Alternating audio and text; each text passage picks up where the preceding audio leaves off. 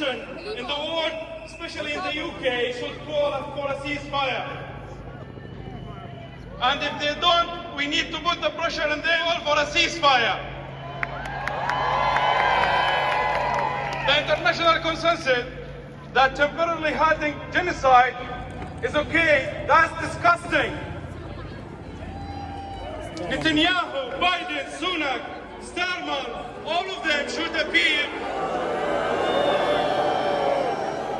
All of them should appear before the international court. And they can present their argument and to justify what they did. Please contact your MP and your local councillor and tell them to call for a ceasefire to do the right thing again. And we say, free, free! Palestine! Free, free! Palestine! Free, free! Palestine! Thank you very much. Free, free! Free, free! Palestine! Free, free! Palestine! Free, free! Palestine! Free, free! Palestine! Free, free! Palestine! Our next speaker is a Palestinian poet and human rights activist. We're really honored to have her with us today. Please make some noise for Rafeef Ziadah.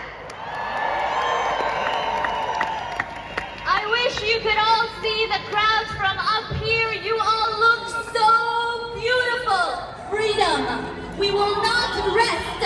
We will not rest until the siege ends. We will not rest until Palestine is free. Because a pause is not a ceasefire, and a ceasefire is less than freedom. And my people have always wanted freedom.